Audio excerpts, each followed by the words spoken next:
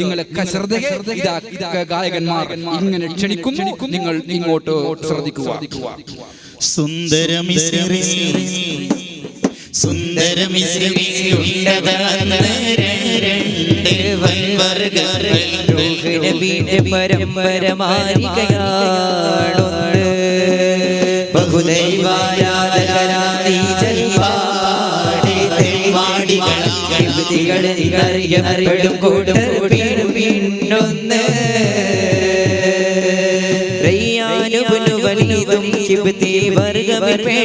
രാജാവ്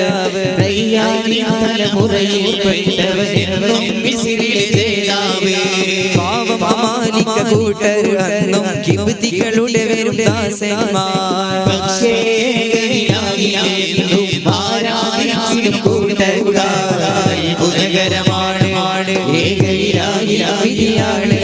ഞങ്ങൾ അവിടെ നിന്ന് കഥ തുടങ്ങുന്നു. നിങ്ങൾ മിസ്രിനെ ഓർക്കുക. സുന്ദര മിസ്രി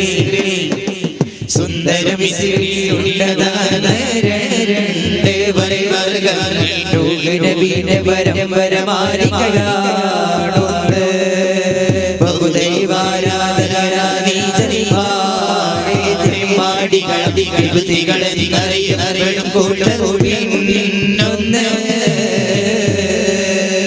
അല്ലാഹു തആല പരിശുദ്ധ ഖുർആനിൽ 6666 ആയത്തുകൾ ഉണ്ട്. അതിൽ കൂടുതലും ചരിത്രങ്ങളാണ്. ആ ചരിത്രങ്ങളിൽ വെച്ച് കൂടുതൽ പറയുന്ന ഒരു ചരിത്രമാണ് കലീമുല്ലാഹി മൂസ നബി അലൈഹിസ്സലാമിന്റെ ചരിത്രം. അല്ലാഹു തആല പറയുകയാണ്, ലഖദ് കാന ഫീ ഖസസിഹിം ഇബ്റത്തുൻ ലിൽ അബ്സാർ. ചിന്തിക്കുന്നവർക്ക്, ആലോചിക്കുന്നവർക്ക്, മനസ്സിലാക്കുന്നവർക്ക് ഒരുപാട് പാഠങ്ങൾ ഉണ്ട് എന്ന് അല്ലാഹു തആല വിശേഷിപ്പിച്ച ഒരു കഥയിലേക്ക് ഞാൻ നിങ്ങളെ കൊണ്ടുപോകുന്നു. പെട്ടിയിൽ ഒരു കുട്ടി. അഥവാ പഴയ കാലത്ത് മിസ്രിൽ, നമ്മുടെ ഈജിപ്ത്, ആ മിസ്രിൽ 2 വിഭാഗം ജനങ്ങൾ ജീവിച്ചിരിപ്പുണ്ടായിരുന്നു. എത്ര വിഭാഗം? 2 വിഭാഗം ജനങ്ങൾ ആ മിസ്രിൽ ജീവിച്ചിരിപ്പുണ്ടായിരുന്നു. ഒന്ന് അമാലിക്കക്കാർ, അവർ ഏകദൈവനായ അല്ലാഹുവിനെ ആരാധിക്കുന്നവരും. മറ്റൊന്ന് കിബിത്തികൾ, ബൗദ്ധൈവാരാധികളും തമ്മാടികളുമാണ്, താന്തോന്നികളാണ്, കണ്ടതിനൊക്കെ ആരാധിക്കുന്ന ഒരു വിഭാഗമായിരുന്നു കിബിത്തികൾ. അന്ന് ഭൂരിപക്ഷമുള്ളത് കിബിത്തികളാണ്, ന്യൂനപക്ഷമുള്ളത് അമാലിക്കക്കാരാണ്. ഈ അമാലിക്കാർ എന്ന് പറഞ്ഞാൽ മഹാനായ നൂഹ് നബി അലൈഹിസ്സലാമിന്റെ പരമ്പരയിൽപ്പെട്ട ആളാണ് അമാലിക്കക്കാർ. അന്ന് ഈജിപ്ത് ഭരിക്കുന്നത് നിങ്ങൾക്കറിയാം, മഹാനായ യൂസുഫ് നബി അലൈഹിസ്സലാമിനിക്ക് അധികാരം ഒഴിഞ്ഞു കൊടുത്ത ഒരു രാജാവുണ്ട്, അസീസ് രാജാവ്, അല്ലെ? റൈഹാൻ ഇബ്നുൽ വലീദ്. ആ രാജാവിന്റെ പരമ്പരയിൽപ്പെട്ട ആളാണ് അന്ന് ഈജിപ്ത് ഭരിക്കുന്നത്.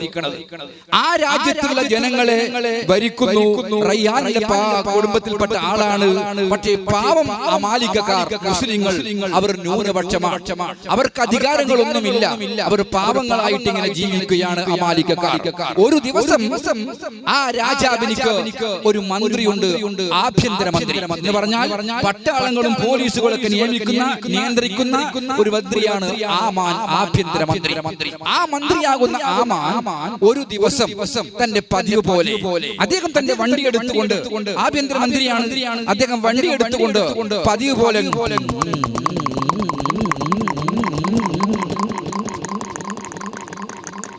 യാത്ര. അങ്ങനെ അയാൾ തന്റെ വണ്ടി എടുത്തുകൊണ്ട് ഇങ്ങനെ കറങ്ങുമ്പോഴേക്ക് അദ്ദേഹം കാണുന്നൊരു കാഴ്ചയുണ്ട്. എന്ത്?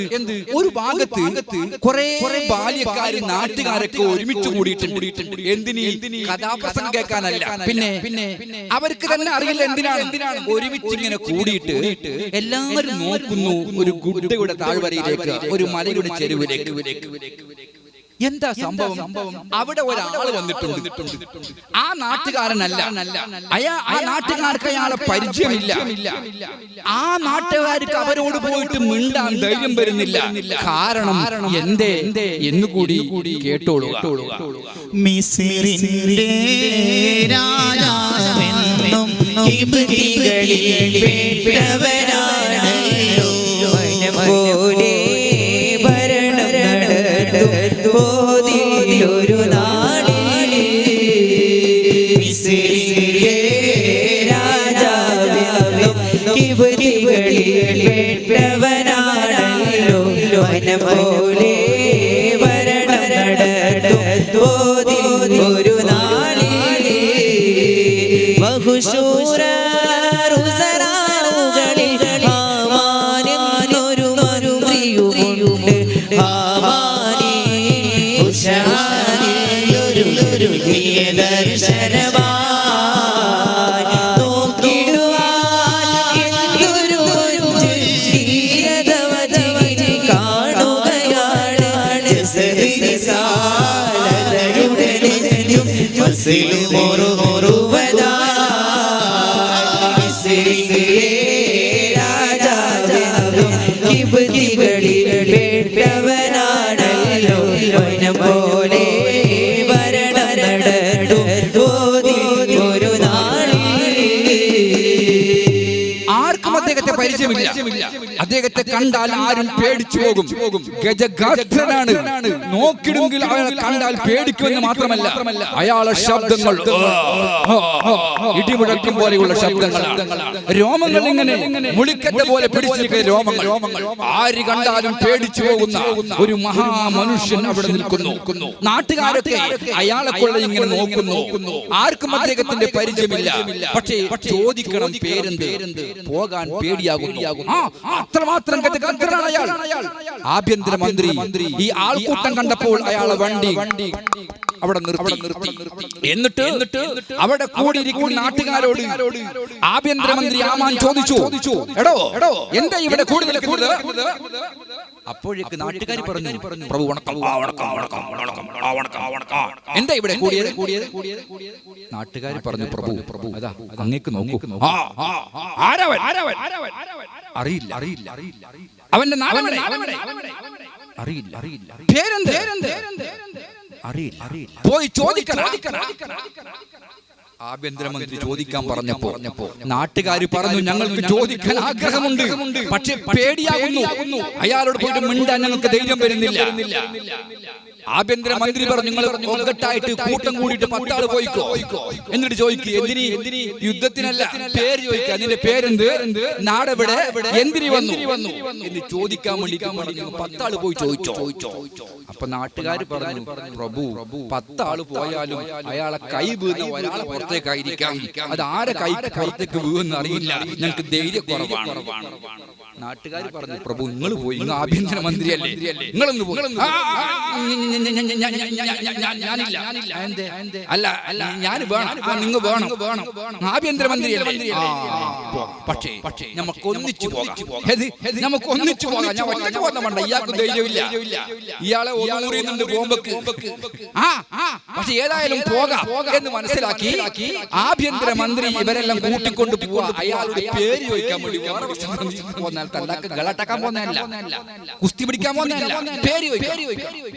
അങ്ങനെ ഇവരൊക്കെ പിന്തുണയോടെ ആഭ്യന്തരമന്ത്രി ആ വലിയ കാണുന്ന മനുഷ്യന്റെ മുമ്പിൽ അങ്ങോട്ട് ചെന്ന് ഒരു ശ്വാസം കൊണ്ട് 3 ചോദ്യം. നിങ്ങളുടെ നാടെവിടെ, നിങ്ങളുടെ പേരെന്ത്, നിങ്ങൾ എന്തിനു വന്നു? ഒറ്റ ശ്വാസം കൊണ്ട് 3 ക്വസ്റ്റ്യൻ. ഇത് കേട്ട ആ വലിയ മനുഷ്യൻ ഈ ആഭ്യന്തരമന്ത്രിയോട് പറയുകയാണ്. അപ്പോഴേക്ക് നാട്ടുകാരൊക്കെ ചെല്ലിത്ര കൈ വാങ്ങാൻ ചാൻസ് ഉണ്ട്, ചെരുപ്പ് കയ്യിൽ പിടിച്ചോ, തുണി മാടി കെട്ടിക്കോ, ഓടണ്ടേ വന്ന ഓടണം. ആ സെറ്റപ്പോടെ ബാല്യക്കാരൊക്കെ നിൽക്കുക. ഇയാളോട് ചോദിച്ചു, നിന്റെ പേരെന്ത്, നാടെവിടെ, എന്തിനു വേണ്ടി വന്നു? ഈ 3 ക്വസ്റ്റ്യൻക്ക് അയാൾ പറഞ്ഞ മറുപടി, പ്രഭു വളരെ വണക്കത്തോടെ താഴ്മയോടെ, ഈ കണ്ട ഘട്ടഫൻ ഗുൽമാലൊന്നുമില്ല, വളരെ താഴ്മയോടെ പറയുന്നു, പ്രഭു എന്റെ വീട് അങ്ങകലെ, എന്റെ പേര് ഫറോവ. ഞാൻ വന്നത് എന്റെ നാട്ടിൽ ജോലിയില്ല, എന്റെ ഭാര്യ പെണ്ണായി മക്കൾ പട്ടിണിയിലാണ്, എന്തെങ്കിലും ഒരു പണി കിട്ടുമോ എന്ന് അന്വേഷിച്ചുകൊണ്ടാണ് വന്നത്. ഇയാൾ ഈ താഴ്മയുള്ള വലിയ മനുഷ്യന്റെ താഴ്മയുള്ള സംസാരം കേട്ടപ്പോ ആഭ്യന്തരമന്ത്രി ഒന്ന് പൊന്തി. അങ്ങനെ ഉണ്ടല്ലോ, താകുമ്പോ ഒന്ന് പൊന്തൂലേ. അങ്ങനെ ഇയാളെ ചോദിച്ചു, ഓഹോ നിനക്ക് ജോലി വേണം, നിന്റെ പേര് ഫറോവയല്ലേ, നമുക്ക് പോയിട്ട് രാജാവിനോട് പറയാം, നിങ്ങൾക്ക് എന്തൊക്കെ ജോലി തേടി. അങ്ങനെ ഇയാളെ ഈ കൂട്ടി രാജാവിന്റെ മുമ്പിലേക്ക് ആമാനങ്ങ് മന്ത്രി അങ്ങോട്ട് ചെന്നിട്ട് പറഞ്ഞു, പ്രഭു ഇയാൾ അങ്ങകലിയാണ്, പേര് ഫറോവ, ഇയാൾക്ക് ജോലി കൊടുക്കണം. ഇത് കേട്ട രാജാവ് ചോദിച്ചു, നിനക്ക് എന്ത് ജോലി അറിയാമടാ? എനിക്കെന്ത് ജോലി അറിയാം? വളരെ താഴ്മയോടെ പറഞ്ഞു, എനിക്കെല്ലാ ജോലിയും അറിയാം. ഞാൻ വിറകൾ ചെയ്യാറുണ്ട്, മരത്തിൽ കയറാറുണ്ട്, എല്ലാ പണിയും ഞാൻ ചെയ്യാറുണ്ട്. നമ്മുടെ രാജാവ് ഒന്ന് ഫയൽ ചെക്ക് ചെയ്തു, എന്തെങ്കിലും പോസ്റ്റ് ഒഴിവുണ്ടോ ചെക്ക് ചെയ്തു. എന്നിട്ട് പറഞ്ഞൊരു പോസ്റ്റ് ഒഴിവുണ്ട്, ഒരു ജോലിയുണ്ട്. എന്ത് ജോലി ചെയ്യുമല്ലോ എങ്കില് നമ്മൾ ആ ഖബർസ്ഥാനിലേക്ക്, ഈജിപ്തിലെ ഖബർസ്ഥാനിലേക്ക് ഒരു വാച്ച്മാന് വേണം. രുദ്രഭൂമിയിലേക്ക് ഒരു വാച്ച്മാൻ. കണ്ടാൽ മനസ്സിലാക്കി, ഖബർസ്ഥാനിൽ കാക്കാൻ ഒരു വാച്ച്മാൻ വേണം. നിനക്ക് പറ്റുമോ? ഞാൻ ചെയ്യാം. അങ്ങനെ ശമ്പളമൊക്കെ ഫിക്സ് ആക്കി പറഞ്ഞയക്കൊരു ടോർച്ചെല്ലാം കയ്യിൽ കൊടുത്ത്, ഒരു കമ്പിളിയെല്ലാം കൊടുത്ത്, അവിടെ ചെറിയൊരു കൂടാരമുണ്ട്, ആ കൂടാരത്തിൽ താമസിക്കാൻ അദ്ദേഹത്തെ പറഞ്ഞു. അദ്ദേഹം അങ്ങോട്ട് ചെന്നിട്ടോ നാട്ടുകാരായി പരിചയപ്പെടുന്നു. ആണല്ലോ പുറനാട്ടിൽ നിന്ന് വന്ന ആളാണ് അയാൾ. നാട്ടുകാരുമായി പരിചയപ്പെട്ട് അങ്ങനെ ഖബർസ്ഥാനിൽ ജാഗ്രതയോടെ അയാൾ ഇങ്ങനെ സൂക്ഷിച്ച് നിരീക്ഷിച്ച് സംരക്ഷിച്ച് ഇങ്ങനെ വരുമ്പോ നാട്ടുകാരുമായി ബാല്യക്കാരുമായി നല്ല ടച്ചായി. നല്ല സ്വഭാവം, നല്ല പെരുമാറ്റം, കാണാൻ വലിയ ആള്, ആ കണ്ടത്ര ഫൗറൊന്നുമില്ല. അങ്ങനെ നാട്ടുകാരിങ്ങനെ ടച്ചായി. അങ്ങനെ ഇരിക്കുമ്പോ നമ്മുടെ ഫിറഔൻ എന്താക്കിയെന്നറിയോ? ചെറിയൊരു മാറ്റം പറ്റി, വേറെ പ്രശ്നമൊന്നുമില്ല. എന്ത് വാച്ച്മാനാണ്, ഒരാളെ മറടക്കണമെങ്കിൽ 50 റുപ്യ ഓന്റെ കീസൊക്കെ എടുക്കണം. കൈക്കൂലി, വേറെ പ്രശ്നമൊന്നുമില്ല, 50 റുപ്യ. അപ്പൊ നാട്ടുകാരൊക്കെ ചൂടായി. എന്നിട്ട് അവന്റെ പൈസ കൊടുക്കുന്നത് അവന്റെ ഉപ്പാന്റെ ജാക്കരാത്, സർക്കാരിന്റെ ഭൂമിയല്ല, കൊടുക്കണ്ട. വീടിന്റെ ഓനോട് മിണ്ടല്ല. അങ്ങനെ ചില കമ്മിറ്റി കൂടുമ്പോ കമ്മിറ്റി ഒന്നും പറയാലോ, മീറ്റിംഗിൽ പറയാലോ, പുറത്ത് എന്ന പോലെ നാട്ടുകാരെ പറഞ്ഞു പൈസ കൊടുക്കുന്നത് ഓന്റെ ഉപ്പാന്റെ ജാക്കര, സർക്കാരിന്റെ ഭൂമി കൊടുക്കണ്ട നാട്ടുകാർ. അപ്പോ കുറച്ച് ബാല്യക്കാർക്ക് മണ്ണിട്ടാ. ഇപ്പൊ നമ്മളെ അബ്ബ മരിച്ചു, അതിനാട്ടി കൊടുക്കാൻ അങ്ങനെ കൊടുത്ത് ഒരു കൊല്ലം കൂടി കഴിഞ്ഞപ്പോ ചെറിയൊരു ചേഞ്ച്. എന്ത്? ഒരു 50 റുപ്യ 100 റുപ്യ കൈക്കൂലി. ജനങ്ങൾ ഉള്ളിലേക്ക് ചൂടായി, പുറത്തോടൊന്നും പറയുന്നില്ല. ഇങ്ങനെ ചൂടായി. അങ്ങനെ 1-2 വർഷം കഴിഞ്ഞപ്പോ ഒന്നുകൂടി വർദ്ധിപ്പിച്ചു. വില വർധന നമ്മളെ പെട്രോളിന് കൂട്ടും പോലെ കൂട്ടി. എത്ര കൂട്ടിയെന്നറിയോ? ഡബലാക്കി. 100-നെ 200 ആക്കിയപ്പോഴേക്കാണ് അക്കൊല്ലമാണ് ഈജിപ്തിൽ പ്ലേഗ് എന്ന് പറയുന്ന മഹാമാരി, നമ്മളെ കൊറോണയേക്കാൾ കടുപ്പം കൂടിയത്. പ്ലേഗ് എന്ന് പറയുന്ന മഹാമാരി രോഗം ഈജിപ്തിൽ അങ്ങോട്ട് വന്ന് ഒരു വീട്ടിൽ നിന്ന് 4-5 ആണ്, പെണ്ണ്, ഉമ്മ, പെങ്ങൾ ഇങ്ങനെ മരിക്കാൻ തുടങ്ങി. ഒരു പൊടിയിൽ 5-6 ആൾ മരിക്കാണ് പ്ലേഗ് രോഗം പിടിച്ചുകൊണ്ട്. അപ്പോ ഈ മയ്യത്ത് കബറടക്കൽ മാത്രം പോരാ, ഒരു മയ്യത്തിന് 200 രൂപ. ആർക്കും ചൂടാവില്ലേ? ചൂടായി. നാട്ടുകാർ ചൂടായി. ഒരു ആക്ഷൻ കമ്മിറ്റി ആക്കി. എന്തിന്? ഒരു കൈക്കൂലി കൊടുക്കാൻ കഴിയാല. രാജാവോട് പറയാം. അങ്ങനെ കമ്മിറ്റി ആക്കി. ചലോ രാജാവിന്റെ കൊട്ടാരത്തിൽ എല്ലാരും മുദ്രാവാക്യം വിളിച്ച് ആയിരക്കണക്കിന് യുവാക്കളാണ് രംഗത്തങ്ങോട്ട് ഇറങ്ങി. രാജാവിന്റെ കൊട്ടാരത്തിലേക്ക് രാജാവേ വാച്ച്മാനെ മാറ്റുക, കൈക്കൂലി മുരാജി, വാച്ച്മാനെ മാറ്റുക, വാച്ച്മാനെ മാറ്റുക. ജനങ്ങൾ സംഘടിച്ച് രാജാവിന്റെ കൊട്ടാരത്തിലേക്ക് മാർച്ച് ചെയ്തു.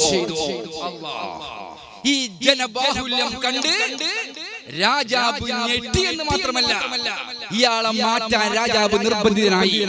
പക്ഷേ നാട്ടുകാർക്കൊക്കെ ഇയാളോട് വെറുപ്പാണെങ്കിലും ഇയാളെ സ്വഭാവവും പെരുമാറ്റവും എല്ലാം കണ്ടിട്ട് രാജാവിന് ഇയാളോട് ഇഷ്ടമാണ്. നാട്ടുകാർക്ക് വെറുപ്പാണ്, അറിഞ്ഞവർക്കല്ലേ കാര്യം അറിയുള്ളൂ. ആ നാട്ടുകാർക്ക് വെറുപ്പാണ്, പക്ഷേ രാജാവിന് ഇദ്ദേഹത്തോട് ഇഷ്ടമാണ്. അങ്ങനെ അയാൾ വാച്ച്മാൻ സ്ഥാനത്ത് നിന്ന് ജനങ്ങളെ ഭയപ്പെട്ടുകൊണ്ട് രാജാവ് മാറ്റിയെങ്കിലും പൂർണ്ണമായി ഒഴിവാക്കാൻ അയാൾ തയ്യാറായില്ല. പിന്നെ വാച്ച്മാൻ സ്ഥാനത്ത് നിന്ന് മാറ്റിയിട്ട് നമ്മുടെ ഫിർഔന് കൊടുത്തു. എന്ത് സ്ഥാനം എന്ന് കൂടി കേട്ടോളൂ. ചുറ്റി നടന്നു എത്തി കടന്നു ക്രൂരൻ മിസ്ർ എന്ന നാട്ടിലണവായി അന്ന് ചൂതെന്ന കളി പതിവായി അന്ന് ചൂതെന്ന കളി പതിവായി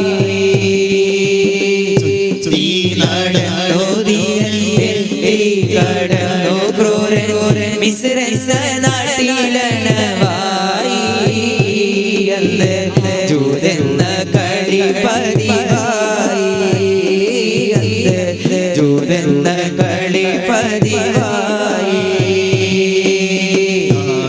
പ്രമാണിയുണ്ട് ആമാനിൻ ഗേഹം കണ്ട് അവനവന് കാണിച്ചിരിപ്പായി നാളും നീങ്ങുന്നു ഹലുനദറായി നാളും നീങ്ങുന്നു ഹലുനദറായി നടന്നോ കടന്നോ ക്രൂരൻ മിസ്ർ എന്ന നാട്ടിലണവായി അന്ന് ചൂടെന്ന കളി പതിവായി അന്ന് ചൂടെന്ന കളി പതിവായി അങ്ങനെ ഈ ജലബാഹുല്യം കണ്ട് രാജാവ് അദ്ദേഹത്തെ വാച്ച്മാൻ സ്ഥാനത്ത് നിന്ന് ഒഴിവാക്കിയിട്ട് തന്റെ കൊട്ടാരത്തിലേക്ക് വിളിപ്പിച്ചിട്ട് വാച്ച്മാൻ ആകുന്ന ഫിർഔനിനോട് രാജാവ് ചോദിച്ചു, നിനക്ക് എന്ത് ജോലി ചെയ്യണം, എനിക്ക് എന്ത് അധികാരങ്ങൾ വേണം? നിന്നെ വാച്ച്മാൻ ഒഴിവാക്കുകയാ, നിനക്ക് എന്ത് അധികാരം വേണം? ഫറോ പറഞ്ഞു, അങ്ങക്ക് എന്തിഷ്ടമുണ്ടോ അതങ്ങനെ ഏൽപ്പിക്കുക, ധൈര്യപൂർവ്വം ഏൽപ്പിക്കുക. ഞാൻ നിങ്ങൾക്ക് വേണ്ടി, ഈ രാജ്യത്തിന് വേണ്ടി എല്ലാം കൈകാര്യം ചെയ്യാൻ തയ്യാറാണ്. അതുകൊണ്ട് എന്നെ ഏൽപ്പിക്കൂ. ഏത് അധികാരം ഏൽപ്പിച്ചാലും ഞാനത് വേണ്ടതുപോലെ ചെയ്തേക്കാം എന്ന് പറഞ്ഞു രാജാവിനോട് പറഞ്ഞപ്പോൾ രാജാവ് യോഗം അങ്ങ് വിളിച്ചുകൂട്ടി. അവിടെയുള്ള നേതാക്കന്മാരുടെയും പ്രഭുക്കളുടെയും ഒക്കെ യോഗങ്ങൾ വിളിച്ചുകൂട്ടി. ആ യോഗത്തിൽ വെച്ചുകൊണ്ട് രാജാവ് പ്രഖ്യാപിച്ചു, ഇയാൾക്കൊരു ജോലി കൊടുക്കണം. ഇയാൾ തള്ളപ്പെടേണ്ട ആളല്ല. കാണുന്നില്ലേ, കണ്ടാൽ ഞെട്ടിപ്പോകും. ആരും പേടിക്കും. രാജ്യം ഭരിക്കാനും നിയന്ത്രിക്കാനും കഴിവുള്ള വ്യക്തിത്വമാണ് അദ്ദേഹത്തെ കാണുമ്പോൾ അറിയുന്നു. അതുകൊണ്ട് രാജാവിന്റെ കീഴിലായി ഒരു സ്ഥാനം അയാൾ കൊടുക്കണം. എല്ലാവരും എതിർപ്പില്ല, രാജാവിന്റെ ഇഷ്ടം പോലെ ചെയ്തോളൂ എന്ന് നേതാക്കന്മാർ പറഞ്ഞപ്പോൾ രാജാവ് അദ്ദേഹത്തിന് കൊടുത്ത സ്ഥാനം ഇതാ കഥാകൃത്ത് ഉദ്ധരിക്കുകയാണ്. ഈജിപ്തിൻ രാജാവിന്റെ പട്ടാളത്തിലെ ചീഫ് കമാൻഡർ ആയല്ലോ ഇനി എന്തും ഏതെങ്കിലും ഒരു മിസ്രിനടലിന് ഭരിച്ചിടുവാനായി രാജാവാകണമെന്നൊരു പൂതി, രാജാവാകണമെന്നൊരു പൂതി. വർഷങ്ങൾ പിന്നിട്ടൊരു നാളന്തിയുറങ്ങിയൊരു നേരത്തെ രാജാവേ കൊല്ലണമെന്ന് ദുഷ്ടഫറോവനിട്ട് ആരാമത്തിൽ വിഹരിക്കാൻ രാജാവെന്ന് പുറപ്പെട്ടേ. കള്ളൻ വന്നെന്നത് ക്യാപ്റ്റൻ വെടിവെക്കാൻ ഉത്തരവിട്ടേ. അവർ ചീഫ് കമാൻഡർ വാരവകേട്ട് കൊല്ലുന്നേ. രക്തം ചീച്ചിയും രാജാവ് മരിക്കുന്നേ. പിന്നെ രാജാവിയും കൈവശമാക്കി രാജവാരമാരകടമാക്കി ചോദ്യം ചെയ്യാൻ കഴിവില്ലാത്തവരവസ്ഥകളാലെ സിംഹാസനത്തിലിരുന്ന് രാജാവേ ആമാനെ മുഖ്യ വസീറിനെ സഭയെ വിളിച്ച് പുതുപുതു ആജ്ഞ മുഴങ്ങി ഫറോവ, പുതുപുതു ആജ്ഞ മുഴങ്ങി ഫറോവ. രാജാവ് അദ്ദേഹത്തിന് കൊടുത്ത സ്ഥാനം അറിയോ? ഈജിപ്തിലെ ചീഫ് കമാൻഡർ. ഈജിപ്തിലെ ചീഫ് കമാൻഡർ എന്ന് പറഞ്ഞാൽ രാജാവ് കഴിഞ്ഞാൽ രണ്ടാം സ്ഥാനം ചീഫ് കമാൻഡർ. അങ്ങനെ ചീഫ് കമാൻഡർ എന്ന് പറയുന്ന ഏറ്റവും ഉയർന്ന ഒരു പദവി ഫറോവക്ക് നൽകി നമ്മുടെ രാജാവ്. കാലക്കടൽ എന്ന് പറയാം, വലിയ സ്ഥാനം കൊടുത്തു. അങ്ങനെ നാട്ടുകാരുമായി വളരെ സ്നേഹത്തിലായി, അവിടെയുള്ള കുടുംബാംഗങ്ങളുമായി വളരെ യോജിപ്പിലായി. അങ്ങനെ രാജ്യം ഇങ്ങനെ രാജാവുണ്ട്, ആഭ്യന്തരമന്ത്രിയുണ്ട്, അതുപോലെ ഒരുപാട് നേതാക്കന്മാർ, ചീഫ് കമാൻഡർ ഉണ്ട്. അങ്ങനെ രാജ്യം ഇങ്ങനെ ഭരിച്ച് കൊല്ലങ്ങളിൽ ഇങ്ങനെ പലതും കഴിഞ്ഞു. അപ്പോഴേക്കാണ് നമ്മുടെ ഫിർഔനിക്ക് ഒരു ചിന്ത. എന്ത്? എന്നേക്കാൾ മുകളിൽ ഒരു പോസ്റ്റ്. ഏത് പോസ്റ്റാണ്? രാജാവ് എന്ന പോസ്റ്റ്. രാജാവിനെ കഴിച്ചാൽ രണ്ടാം സ്ഥാനത്ത് ഞാനാണ്. പക്ഷേ എനിക്കൊന്ന് രാജാവാകണമായിരുന്നു. ഇപ്പൊ ചീഫ് കമാൻഡർ. എനിക്കൊന്ന് രാജാവാകണമായിരുന്നു എന്നൊരു പൂതി മനുഷ്യന്മാർ പലതും ഉണ്ടാവുമല്ലോ. അങ്ങനെ അയാളെ പൂതി അങ്ങനെയാ. നമുക്കൊന്ന് രാജാവാകണം. എന്താണ് ഈ വഴി? കുറെ ഒന്നും ചിന്തിച്ചില്ല. ഇപ്പൊ ഉള്ള രാജാവല്ല, ചീഫ് കമാൻഡർ. ഇപ്പോൾ രാജാവിനെ കൊന്നാൽ പിന്നീട് ആ സ്ഥാനത്തേക്ക് വരുന്നത് ഞാനാണ്, അല്ലെ? ചീഫ് കമാൻഡർ ആണ് രാജാവായി നിൽക്കേണ്ടത്. ഇത് മനസ്സിലാക്കിയ നമ്മുടെ ഫിർഔൻ എന്ത് ചെയ്തു? നമ്മുടെ രാജാവ് എല്ലാ ദിവസവും പതിവ് പോലെ പാതിരാ സമയത്ത് പുറത്തിറങ്ങും. പൂമ്പളപ്പ് തോട്ടത്തിലേക്ക് ഇറങ്ങും. എന്തിനീ? ഉലാത്താൻ, കാറ്റ് കൊള്ളാൻ, വിശ്രമിക്കാൻ എല്ലാ ദിവസവും ഇറങ്ങാറുണ്ട്. അത് ചീഫ് കമാൻഡർക്ക് അറിയാം. രാജാവ് എപ്പോഴും ഇറങ്ങാറുണ്ടെന്നുള്ള കാര്യം. ഒരു ദിവസം ചീഫ് കമാൻഡർ ചീഫ് കമാൻഡർ തന്റെ പട്ടാളക്കാരോട് പറഞ്ഞു, പട്ടാളക്കാരെ, രാജാവ് പുറത്തിറങ്ങി. അയാൾക്കറിയാം രാജാവാണെന്നുള്ള കാര്യം.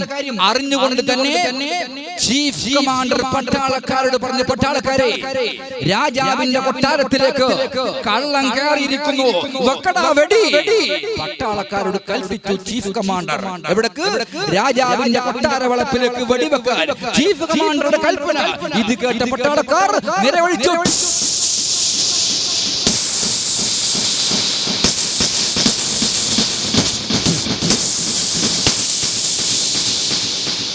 പട്ടാളക്കാർ നിറയൊഴിച്ചു. അതിൽ നിന്ന് ഒരു വെടി രാജാവിന് നെഞ്ചത്തേക്ക് തുളച്ചു കയറി. രാജാവ് പിടഞ്ഞു മരിച്ചു. പക്ഷേ അപകട മരണമാണ്. ആരെയും കുറ്റപ്പെടുത്തിയിട്ട് കാര്യമില്ല. കള്ളനാണെന്ന് പറഞ്ഞ് വെച്ചതാണ്. അത് കൊണ്ടുപോയത് രാജാവിനിക്കാണ്. നിരപരാധിയല്ലേ, കുറ്റക്കാരല്ലല്ലോ. എല്ലാവരും സമ്മതിക്കേണ്ടി വന്നു, നിരപരാധിയാണ്. അറിഞ്ഞുകൊണ്ട് വെച്ച വെടിയല്ല. ഈ ഫറോവക്ക് അറിയാമത് രാജാവാണെന്ന്. കൊല്ലാൻ വേണ്ടി വെച്ച വെടിയാണ്. പക്ഷേ രാജാവ് പിടഞ്ഞങ്ങോട്ട് മരിച്ചു. നമ്മളെ ചീഫ് കമാൻഡർ നിരോധനാജ്ഞ പ്രഖ്യാപിച്ചു. 3 ദിവസക്കാലം ആരോരുത്തർ കൂടാൻ പാടില്ല, ഒരു പരിപാടിയും പാടില്ല. അനുശോചനമായി 3 ദിവസക്കാലം പ്രഖ്യാപിച്ചു നിരോധനാജ്ഞ. 144. അങ്ങനെ 3 ദിവസം കഴിഞ്ഞ് 4-ാം ദിവസം അങ്ങോട്ട് വന്നു. 4-ാം ദിവസം വന്നപ്പോ നമ്മുടെ ഫിർഔൻ എന്ത് ചെയ്യുന്നറിയോ? രാജാവിന്റെ ഭാര്യയെ സോപ്പിട്ടുകൊണ്ട് കയ്യിലാക്കി. തന്റെ ആഭ്യന്തരമന്ത്രിയായ ആമാനെ തന്റെ അടുത്തൊരു കസേരയ്ക്ക് വെച്ചു കൊടുത്തു. ഒരു യോഗം വിളിച്ചു. എല്ലാ ജനങ്ങളെയും, ആണ് പെണ്ണ്, ചെറുത് വലുത് എന്ന് വേണ്ട മുഴുവൻ ജനങ്ങളെയും ഒരുമിച്ച് കൂടാൻ വേണ്ടി. അതിൽ അമാലിക്കാരുണ്ട്, കിബിത്തികളുണ്ട്, മുസ്ലിങ്ങളുണ്ട്, അല്ലാത്തവരുണ്ട്. എല്ലാവരെയും വിളിച്ചിട്ട് 4-ാം ദിവസം ഒരു മഹാസമ്മേളനം. ഈജിപ്തിലെ ഭൂരിപക്ഷം ജനങ്ങളും ഒരുമിച്ച് കൂടിയ ഒരു മഹാസമ്മേളനം. ആ സമ്മേളനത്തിൽ ഈ ഫറോവയാകുന്ന ചീഫ് കമാൻഡർ ഇന്നലെ മിനിഞ്ഞാന്ന് വരെ രാജാവിന്റെ സിംഹാസനത്തിൽ അങ്ങോട്ട് കയറിയിരുന്നു. സിംഹാസനത്തിൽ കയറിയിരുന്നിട്ട് ഈ ജനലക്ഷങ്ങളോട്, ഫറോവയുടെ അനുയായികളോട്, അവന്റെ കിങ്കരന്മാരോട്, ആ അധികാരിയായ ഫറോവ ഇതാ ഇങ്ങനെ പ്രസംഗിക്കുകയാണ്. ഒരു ദിവസം ഒരു നാളിൽ പ്രജകൾക്കുള്ളിനെ വിളിച്ചു രാജാ,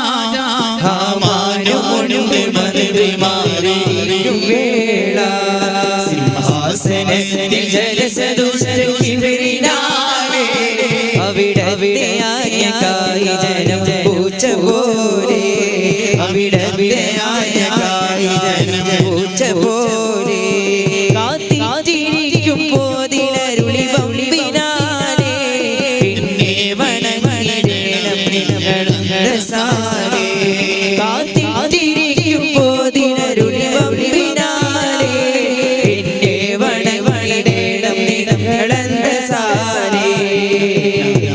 നിങ്ങളെ പടച്ച വലിയ റബ്ബ് എല്ലായിലാകുമെന്റെ കീഴിലാണ്, എല്ലായിലാകുമെന്റെ കീഴിലാണ്. പ്രജകൾ കുഞ്ഞിനെ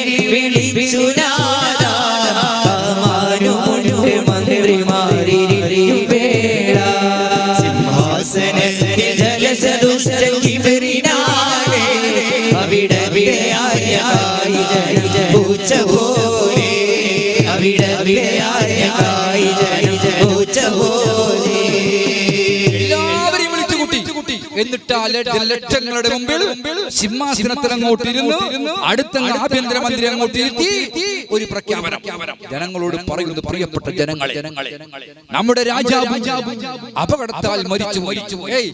അപകടത്താൽ രാജാവ് മരിച്ചുപോയി. അതിൽ അതിയായ ദുഃഖം നാം ഈ രാജ്യം രേഖപ്പെടുത്തുകയാണ്. എല്ലാവരും രേഖപ്പെടുത്തി. എന്നിട്ട് ഫിർഔൻ പറയുന്നു, പ്രിയപ്പെട്ട ജനങ്ങളെ, എല്ലാരും ഇങ്ങനെ പൂച്ചനെ പോലെ എന്താണ് നമ്മുടെ ചീഫ് കമാൻഡർ പറയാൻ വേണ്ടി പോവാ എന്നിങ്ങനെ പൂച്ചനെ പോലെ ഇങ്ങനെ കേട്ടിരിക്കുക. എന്ത് ഇയാൾ പ്രഖ്യാപിക്കുന്നു? അപ്പോഴേക്കാണ് ഫിർഔന്റെ പ്രഖ്യാപനം. ഓ മഹാജനങ്ങളെ, നിങ്ങൾ അല്ലാഹു എന്ന് പറയുന്ന, ഭഗവാൻ എന്ന് പറയുന്ന, തമ്പുരാൻ എന്ന് പറയുന്ന, ഈശ്വരൻ എന്ന് പറയുന്ന ഏതെല്ലാം പടച്ചവന്മാരുണ്ടോ ആ പടച്ചവന്മാരെ ഒക്കെ പടച്ചവൻ ഞാനാണ്. അന റബ്ബുക്കുമുൽ അഹ്ലാ. നിങ്ങൾ അല്ലാഹ് പടച്ചവൻ, ഈശ്വരൻ, ഭഗവാൻ ആരുണ്ട്? ഒക്കെ പടച്ച ഞാനാണ്. ഞാൻ അന റബ്ബുക്കുമുൽ അഹ്ലാ. ഞാൻ വലിയ പടച്ചവനാണ്, ബടാ തമ്പുരാനാണ്. ഇത് കേട്ട ജനങ്ങൾ നോക്കി, ഇതെന്ത് വിരാന്തി? വാച്ച്മാനായിട്ട് വന്ന് അവസാനം അയാളെ കൊന്നിട്ട് ഇപ്പൊ രാജസിംഹാസനം ഇപ്പൊ ചെല്ല് പടച്ചോന്, അതും ബാക്കി എല്ലൊക്കെ ചോട്ട. അല്ലാഹു ഭഗവാൻ ഈശ്വര തമ്പുരാനൊക്കെ ചോട്ടന്മാരാണ്. റബ്ബുക്കുമുൽ അഹ്ലാ. ഞാൻ വലിയ പടച്ചവനാണ്. ഇത് കേട്ട ബാല്യക്കാർ ചെല്ലി ചീഞ്ഞ മുട്ടയുണ്ടാടെ എന്റെ മുസുണ്ടിലേക്ക് അറിയാം. പടച്ചു എന്ത് പഠിച്ചോണ്ടാ? തക്കാളി കിട്ട എന്റെ മുസുണ്ടിലെ കയറി കൊടുക്കാറ. തക്കാളി ഉണ്ടാവും. എന്ത് പഠിച്ചോ? എല്ലാരും മുഖത്തോട് മുഖം നോക്കുക. എന്ത് പഠിച്ചോണ്ട്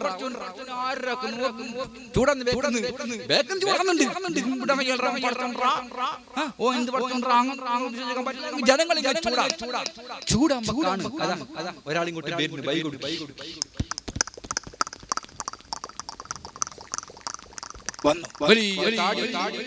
തലയൊക്കെട്ടുണ്ട്, നിങ്ങളെ കുപ്പായുണ്ട്, പിന്നെ തസ്ബീഹിന്റെ മാല കയ്യിലുണ്ട്. തസ്ബീഹ് ചൊല്ലുന്നുണ്ട്. എന്ത് തസ്ബീഹ്? സുബ്ഹാനല്ലാഹ് അല്ല, കേൾക്കുമ്പോ സുബ്ഹാനല്ലാഹ് എന്നാ പറയുന്ന. സുയിപ്പാക്കുന്നു.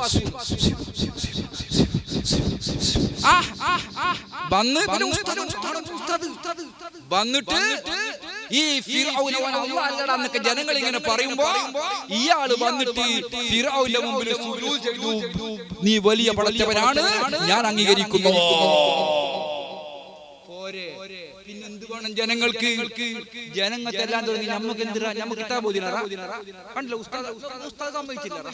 പിന്നെ ഉസ്താദ് സമ്മതിച്ചില്ലേ? പിന്നെ നമുക്കെന്തേ? ആരായിരുന്നറിയോ? ലഹനത്താക്കപ്പെട്ട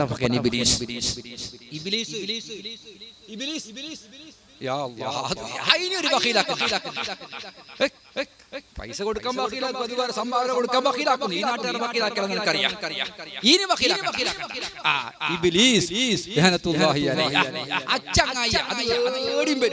ഒരു ദിവസം മഹാനായ സിദ്ദീഖുൽ അക്ബർ റളിയല്ലാഹു അൻഹു സുബഹി നിസ്കരിക്കാൻ വേണ്ടി പള്ളിക്ക് പോകുമ്പോഴാണ് റോഡിന്റെ കരക്ക് ഒരു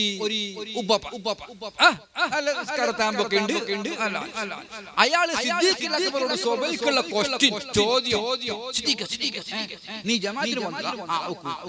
എനിക്ക് ചെറിയൊരു സംശയമുണ്ട്, നീ പറഞ്ഞു തരൂ. എന്നിന്റെ കാലത്ത് തന്നെ സുബഹിക്ക് സംശയം അല്ല.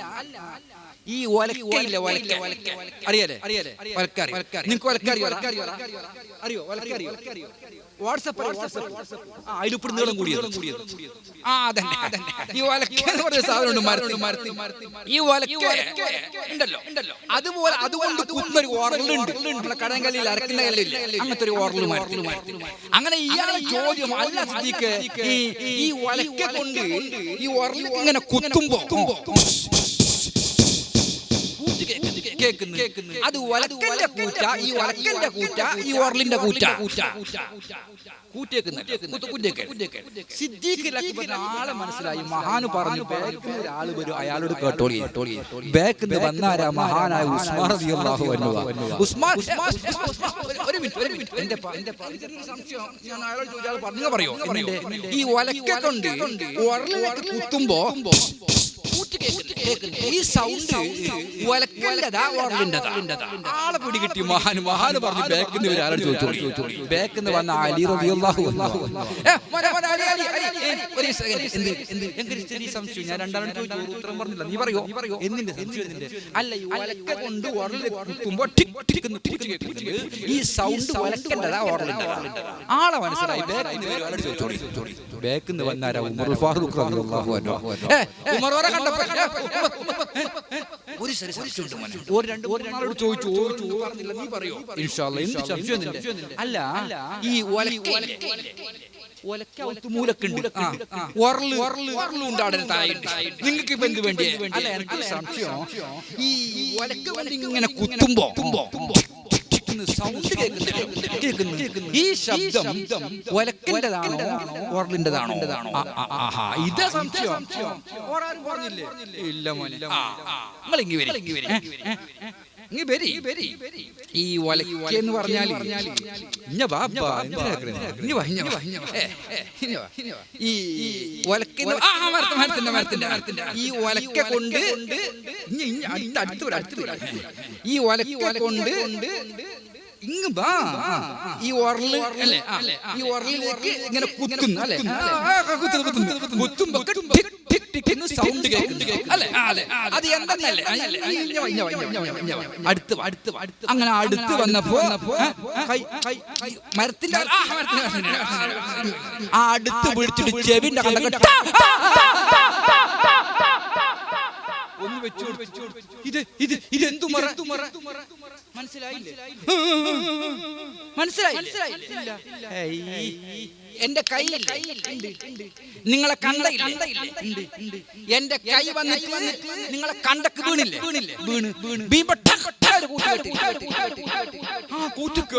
കേട്ട അത് എന്റെ കൈന്റെ നിങ്ങളെ കണ്ടതാണ്. പ്രശ്നം തീർന്നു. പിന്നെ പറയേണ്ട ആവശ്യത്തിന് കാണിച്ചു കൊടുത്ത് എന്നും എന്ന പോലെ ഇബ്ലീസ് എവിടെ എത്തും? അങ്ങനെ ഇവരൊക്കെ നീ റബ്ബല്ലടാ എന്ന് പറയുമ്പോ വലിയ തലേക്കെട്ടും താടിയുമൊക്കെയുമായി തസ്ബീഹ് ഈ കിളവൻ വന്നിട്ട് സുജൂദ് ചെയ്തു. നീ റബ്ബാണ്. അപ്പോഴേക്ക് പാവപ്പെട്ട ജനങ്ങൾ പറഞ്ഞു, നമ്മൾ ഉസ്താദ് പോലുള്ള മഹാൻ സുജൂദ് ചെയ്തില്ല, പിന്നെ നമുക്ക് എന്താ എന്ന് പറഞ്ഞ് ഭൂരിപക്ഷം ജനങ്ങളും സുജൂദ് ചെയ്തു. പക്ഷേ ന്യൂനപക്ഷമായ അമാലിക്കക്കാർ, അവർ മുസ്ലിങ്ങളാണ്, അവർ അല്ലാഹുവിനെ ആരാധിക്കുന്നവരാണ്. ആ ആരാധിക്കുന്ന ന്യൂനപക്ഷമായ മുസ്ലിങ്ങൾ പറഞ്ഞു, നീ റബ്ബാണെന്ന് സമ്മതിക്കാൻ ഞങ്ങളെ കിട്ടില്ല. നീ പടച്ചവനല്ല, നീ പടച്ചവന്റെ ധിക്കാരിയായ അടിമ മാത്രമാണ്. ഞങ്ങൾ നീ റബ്ബാണെന്ന് പറഞ്ഞ് ഞങ്ങളെ കിട്ടില്ല എന്ന് പറഞ്ഞ് മുസ്ലിങ്ങൾ ഇറങ്ങിപ്പോയി. ബനി ഇസ്രായേൽ ഇറങ്ങിപ്പോയി, അമാലിക്കാർ ഇറങ്ങിപ്പോയി, കിബിത്തികളെല്ലാം സുജൂദ് ചെയ്യാൻ തുടങ്ങി. ഇവര് ഇറങ്ങിപ്പോയപ്പോൾ ഭൂരിപക്ഷം ആൾക്കാരും ഫിർഔന്റെ അനുയായികളാണ്. ഒരു ന്യൂനപക്ഷം മാത്രമാണ് അവിടെയുള്ള മുസ്ലിങ്ങൾ. പക്ഷേ അധികാരം ഏറ്റെടുത്ത് രാജാവായി ഭരണം നടത്തുകയാണ്. പക്ഷേ ആ ഭരണം നടത്തുമ്പോൾ ഈ ഇറങ്ങിപ്പോയ മുസ്ലിങ്ങൾക്ക് ബനി ഇസ്രായേലുകൾക്ക് ഒരു സ്ഥാനവും കൊടുത്തില്ല. പഞ്ചായത്ത് സ്റ്റാഫ് അതിൽ എല്ലാവരെയും കളക്ടർ വരെ മുഴുവൻ പോസ്റ്റുകളും കിബിത്തുകൾക്ക് മാത്രമാണ്. ബനി ഇസ്രായേലുകൾക്ക് ജോലിയില്ല. സർക്കാർ കൊടുക്കുന്ന ഒരു ആനുകൂല്യവുമില്ല, വെള്ളമില്ല, റോഡില്ല, ഒരു സൗകര്യവും ചെയ്തില്ല. ബനി ഇസ്രായേലുകൾക്ക് എന്തേ?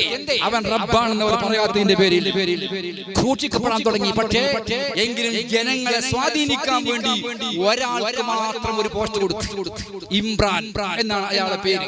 എന്താ അയാൾക്ക് പോസ്റ്റ് നമ്മളെ വലിയ ബോഡി ഗാർഡ് വലിയ ബോഡി ഗാർഡ് ബനി ഇസ്രായേൽക്കാരായ ഇമ്രാൻ. ബാക്കി ഒറ്റ ബനി ഇസ്രായേൽ മുസ്ലിങ്ങൾക്ക് ജോലിയില്ല, ജോലി പറ്റി ഇവർക്ക് മാത്രം. അങ്ങനെ ഇവൻ രാജ്യം ഇങ്ങനെ ഭരിക്കുകയാണ്. നമ്മുടെ ഫറോവ രാജ്യം ഇങ്ങനെ ഭരിക്കുമ്പോഴേക്കാണ് ഒരു ദിവസം തന്റെ കൊട്ടാരത്തിൽ ഇങ്ങനെ പുറത്തിറങ്ങിയിട്ട് ഇങ്ങനെ നോക്കുമ്പോഴേക്കാണ് അതാ ഫറോവ കണ്ടു. എന്ത് എന്ന് കൂടി ശ്രദ്ധിക്കുക.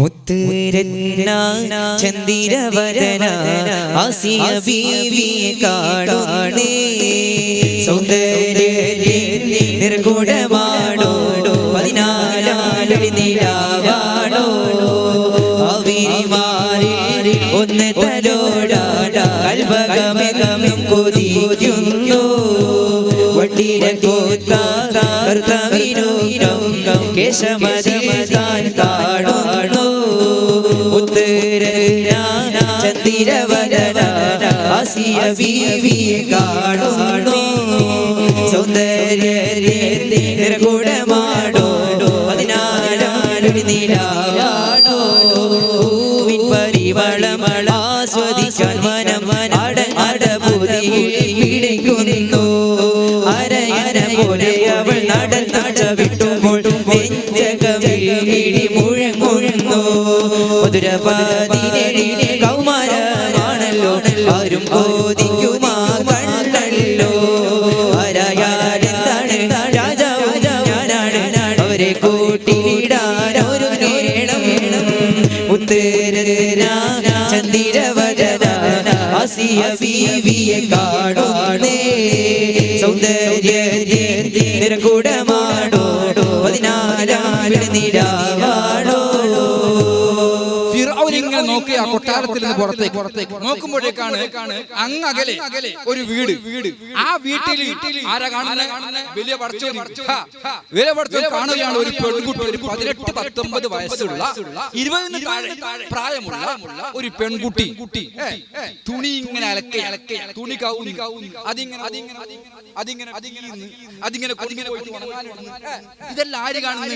വില പടച്ചോൻ ഇങ്ങനെ നോക്കി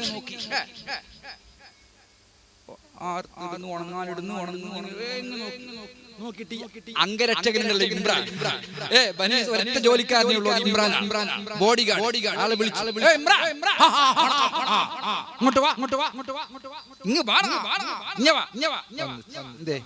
അല്ല ആ പെണ്ണാര് ആര് ചോദിക്കുന്ന വില പടച്ചു ചോദിക്കാം. ആ പെണ്ണാര് അത് എന്റെ ഇച്ചാന്റെ മോള്, എന്റെ മൂത്തോന്റെ മോൾ ആസിയ. എന്റെ മൂത്തോന്റെ മോൾ ആസിയ, മൂത്തോന്റെ മോൾ ആസിയ. എന്താ രാജാവേ? ഇമ്രാൻ എനിക്ക് അവളെ വേണം. പോയിട്ട് ഇച്ചാട് പറയണം ആസിയാനെ എനിക്ക് എനിക്കോളെ വേണം.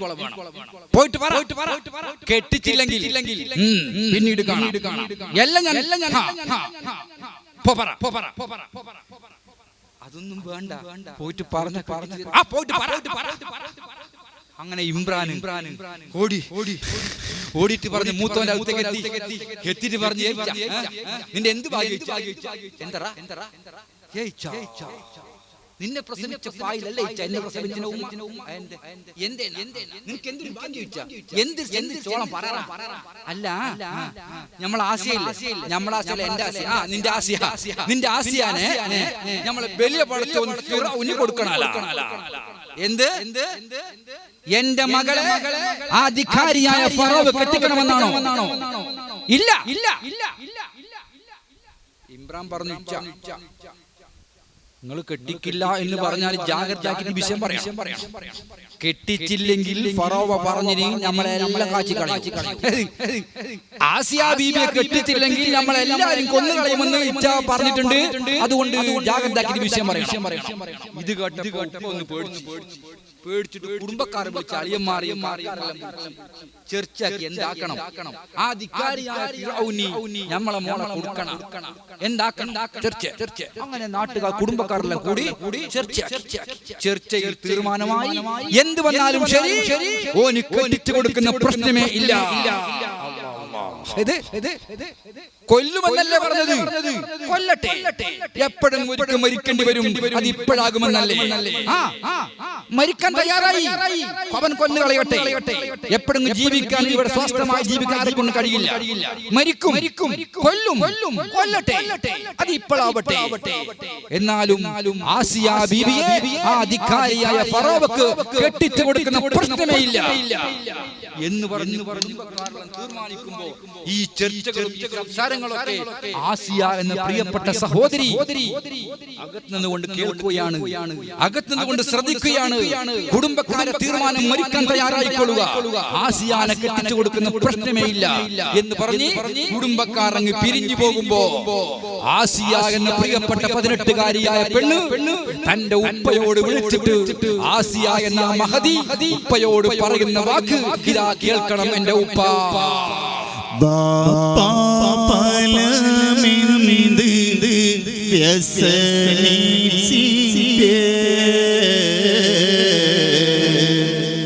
വായിച്ചോ നിങ്ങളെ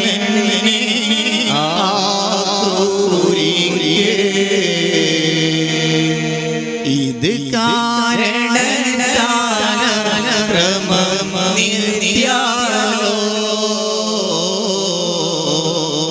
അൽഹംദുലില്ലാഹ് സ്തുതിയോ ബാപ്പ പരമെന്ത് യസനിച്ചിട്ടേ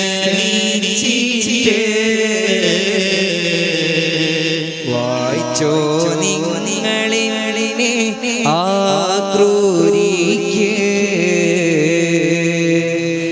ഇത് കാരണത്താൽ ക്രമമിത്യാലോ അൽഹംദുലില്ലാഹ് സ്തുതിയോദാലോ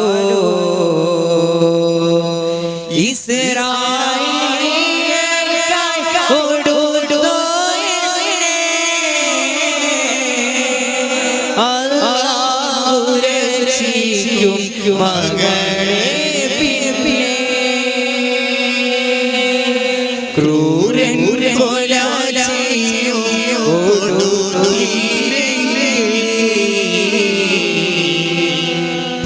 പട്ടിണിയായി കൊല്ലും മരിയൂരിലേ ബാപ്പ പരമെന്ത് യസനിച്ചിട്ട് വായിച്ചോ നിങ്ങളെ ആക്രൂരിക്ക് ഇത് കാരണത്താൽ ക്രമനിത്യാലോ അൽഹംദുലില്ലാഹ് സ്തുതിയോദാലോ.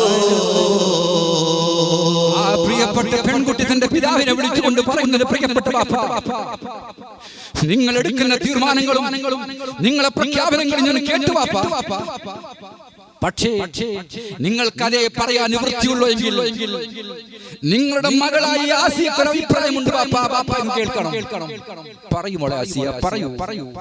അപ്പോഴേക്ക് ആസിയ എന്ന പെൺകുട്ടി പറയുന്നു, പ്രിയപ്പെട്ട പിതാവേ, ആധികാരിയായ ഫറോവ എന്നെ ആവശ്യപ്പെട്ടിരിക്കുന്നുവെങ്കിൽ എന്നെ ആ ഫറോവക്ക് കെട്ടിച്ചു കൊടുക്കൂ ബാപ്പ. ഇത് എന്നെ ആ ഫിറഔനിക്ക് നിങ്ങൾ കെട്ടിച്ചു കൊടുക്കൂ ബാപ്പ. നിങ്ങൾ കെട്ടിച്ചു കൊടുത്തില്ല എങ്കിൽ ഈ സമുദായത്തെ മുഴുവനും അവൻ കൊന്നുകളയും ബാപ്പ. അതുകൊണ്ട് ഈ സമുദായത്തിന് വേണ്ടി, ഈ ഉമ്മത്തിന് വേണ്ടി എന്നെ കെട്ടിച്ചു കൊടുക്കൂ ബാപ്പ. എന്നെ അധികാരിയായ ഫറോവക്ക് കെട്ടിച്ചു കൊടുക്കൂ ബാപ്പ. എന്നിട്ട് ആ പെൺകുട്ടി പറയുന്നു, ബാപ്പ, നിങ്ങളെ മകളെ അല്ലാഹു കാക്കും ബാപ്പ. നിങ്ങൾ കെട്ടിച്ചു കൊടുക്കൂ, നിങ്ങളെ മകളെ അല്ലാഹു കാക്കും ബാപ്പ. ഇത് പറഞ്ഞു ആ പെൺകുട്ടി വിങ്ങുകയാണ്. എന്നിട്ട് ആ പെൺകുട്ടി പറയുന്നു, എന്നെ കെട്ടിച്ചു കൊടുത്തെങ്കിലും ഈ സമുദായത്തിന് ഒരു അയവ്, ഈ സമുദായത്തിന് ഒരു സമാധാനം അവന്റെ ഭാഗത്ത് കിട്ടിയെങ്കിലായില്ലേ. അതുകൊണ്ട് ഈ സമുദായത്തിനു വേണ്ടി എന്നെ കെട്ടിച്ചു കൊടുക്കും ബാപ്പ എന്നങ്ങ് പറഞ്ഞപ്പോ ബാപ്പ കുടുംബക്കാരെ ഇറങ്ങിപ്പോയ എല്ലാ കുടുംബക്കാരും വിളിച്ചു, അളിയന്മാരെല്ലാം വിളിച്ചിട്ട് പറഞ്ഞു, ആസിയുടെ തീരുമാനം ഇങ്ങനെയാണ്, കെട്ടിച്ചു കൊടുക്കാം.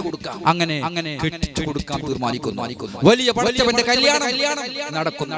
അതിന് മുമ്പ് ഒരു ബക്കറ്റുമായിട്ട് നിങ്ങളെ മുമ്പിലേക്ക് വരുന്നുണ്ട്.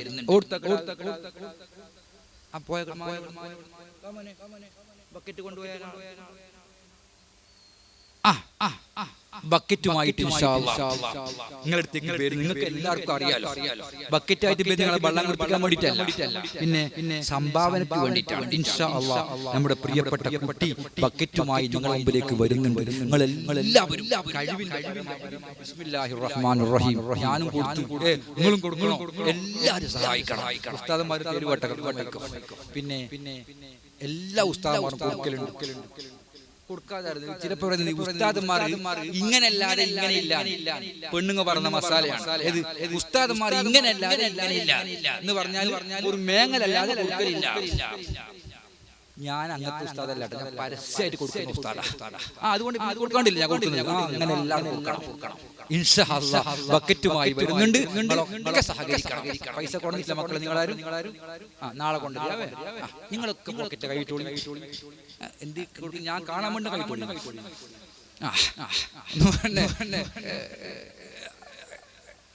ഉണ്ടോ ഇല്ല അറിയൂ. അപ്പൊ കൊടുത്തോളൂ. ഇൻഷാ അല്ലാഹ് എല്ലാവരും സഹകരിക്കാം. എല്ലാ സ്ഥലത്തും ഓപ്പറേറ്റർമാർ കൊടുക്കലുണ്ട്. അങ്ങനെയാണ്, അങ്ങനെ കൊടുത്തെങ്കിൽ ശരിയാവും. ഓപ്പറേറ്റർമാർ കൊടുക്കും, നമ്മൾ നെറ്റ് ഓർ കൊടുക്കും, എല്ലാവർക്കും കൊടുക്കും. ഇൻഷാ അല്ലാഹ് എല്ലാവരും സഹകരിക്കണം. എന്റെ സഹോദരിമാരുടെ ഭാഗത്തേക്ക് പോയിട്ടുണ്ട്, എല്ലാവരും കൊടുക്കാം. ഇന്ന് കൊണ്ടുവരാൻ വിട്ടുപോയിട്ട് ഇൻഷാ അല്ലാഹ് നാളെ കൊണ്ടുവരണം. നാളെ അത്ഭുതകരമാണ്, അതിശോചലമാണ്, അനർഘനിമിഷങ്ങളാണ്. അത് വർണ്ണിക്കാൻ കഴിയില്ല, അത് കണ്ടുകൊണ്ടേ അനുഭവിക്കേണ്ട കാര്യമാണ്. ഇൻഷാ അല്ലാഹ് മിസ്റിന്റെ മോചനം അത്ഭുതകരമാണ്. ഇൻഷാ അല്ലാഹ് പെട്ടിയിലെ കുട്ടിയിലേക്ക് നിങ്ങളെ ഞാൻ കൊണ്ടുപോകുന്നു.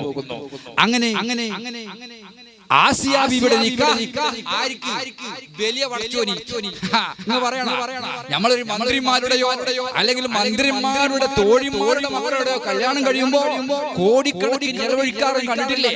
ഇത് വലിയ പടച്ചോന്റെ മംഗല, പിന്നെ വലിയ പടച്ചോന്റെ മംഗലം. അങ്ങനെ ആ മംഗലം അങ്ങോട്ട് ഒരുങ്ങി ഞാൻ വിശദീകരിക്കുന്നില്ല, സമയം വളരെ കുറവാണ്. അങ്ങനെ ആ നിക്കാഹ് എന്ന് പറഞ്ഞാൽ ആ കാലത്ത് കഴിക്കുന്ന ആ കല്യാണ ചടങ്ങ് അങ്ങോട്ട് നടന്നിട്ട് നമ്മുടെ ആസിയാനെ ചമയിച്ച് കുളിപ്പിച്ച് റെഡിയാക്കിയിട്ട് ആടിക്കൊണ്ടോണം മിസ്റിലേക്ക്. ആടെയാണ് നിക്കാഹിന്റെ പിന്നെ എല്ലാ ചടങ്ങ് നടക്കുന്നത്. അങ്ങനെ വലിയ പടച്ചവന്റെ കൊട്ടാരം അലങ്കരിച്ചിരിക്കുന്നു, പന്തലുകളെ കൊണ്ട് ചമയിച്ചിരിക്കുന്നു. സുബ്ഹാനല്ലാഹ്, അത് വർണ്ണിക്കാൻ കഴിയില്ല. അത്ഭുതകരമായ പന്തലും കൊട്ടാരം ചമഞ്ഞൊരുങ്ങിയിരിക്കുന്നു.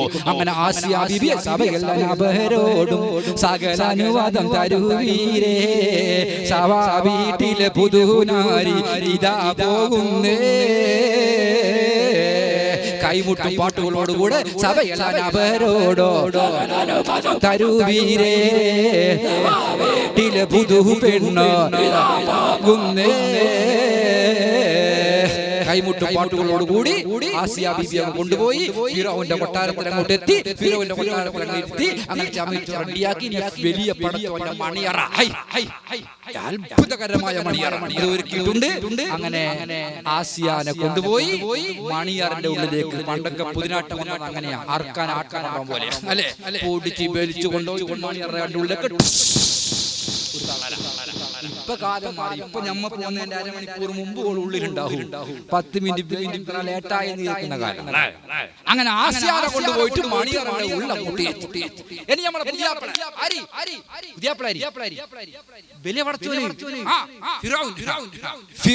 റെഡിയായി.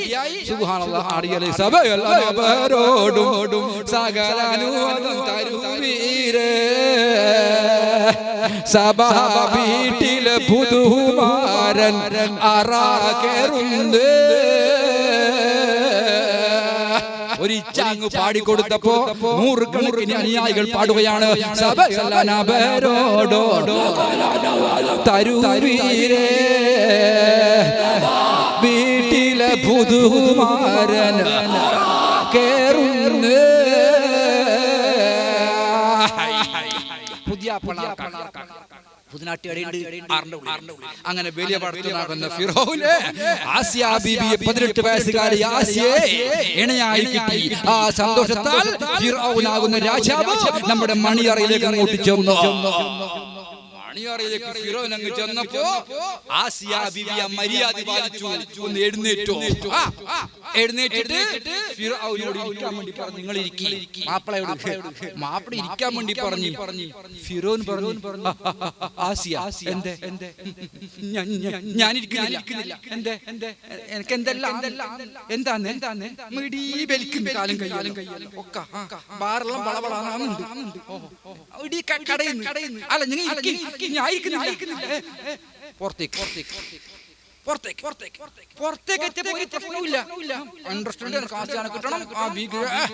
വിചാരനായി ബെഡ്റൂമിലേക്ക് എത്തുമ്പോ ഹലാക്കിന്റെ എന്തുമില്ല, മിണ്ടാനും കഴിഞ്ഞില്ല, നിൽക്കാനും കഴിഞ്ഞില്ല. ഫാസി പറഞ്ഞു കഴിഞ്ഞില്ല.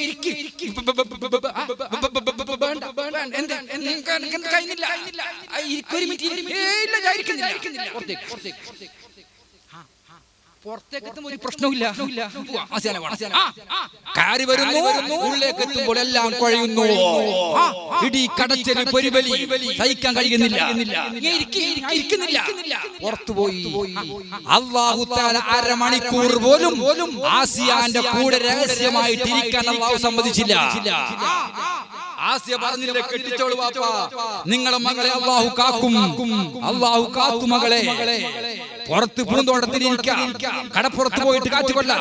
പക്ഷേ ആരും കാണാതെ രഹസ്യമായി 2 പേർക്ക് മാത്രമായിട്ട് അരമണിക്കൂർ പോലും ഇരിക്കാൻ അല്ലാഹു തആല സമ്മതിച്ചില്ല അധികാരിയെ. പുറത്തു പോകും. അങ്ങനെ കുറെ മാസം കഴിഞ്ഞപ്പോ ബെഡ്റൂം എന്നെ മാറ്റി, ഈ ഭാഗത്തേക്ക് വരത്തില്ല.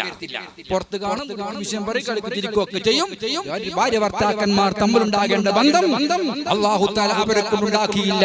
അല്ലാഹു തആല ആസിയ ബീബിയെ കാത്തു. പറഞ്ഞ പോലെ അല്ലാഹു തആല സ്വീകരിച്ചു, കാക്കുകയും ചെയ്തു. അങ്ങനെ ആസിയ ബീബി കൊട്ടാരത്തിൽ, ഫിറൗന്റെ വലിയ പടച്ചവന്റെ കൊട്ടാരത്തിൽ ഭാര്യയായി സുഖസുന്ദരമായിട്ട് അങ്ങ് ജീവിക്കുകയാണ്. പക്ഷേ അങ്ങ് ജീവിക്കുന്നു. ദിവസങ്ങൾ ആഴ്ചകളായി, ആഴ്ചകൾ മാസങ്ങളായി, മാസങ്ങൾ ഇങ്ങനെ വർഷങ്ങൾ ഇങ്ങനെ കഴിഞ്ഞു. അങ്ങനെ കഴിയുമ്പോഴേക്കാണ് ഒരു ദിവസം നമ്മുടെ ഫറോവ രാത്രി കിടന്നുറങ്ങുമ്പോ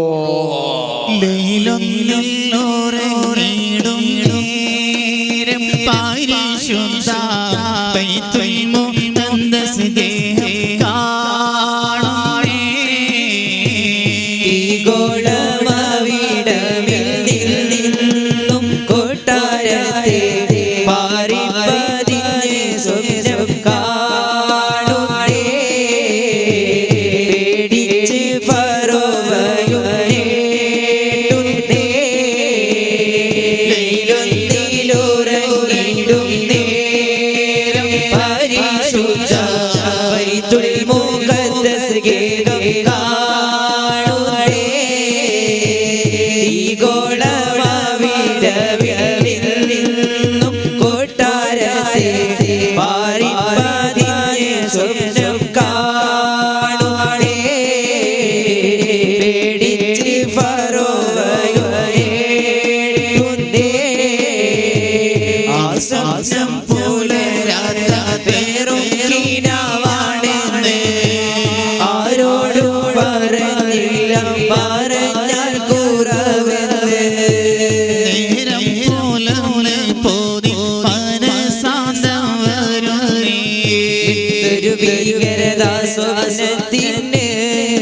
ഈ നാൾ വരെ ഈ വിധമെപ്പോഴും ഞാൻ ഭയന്നില്ലെന്നേ.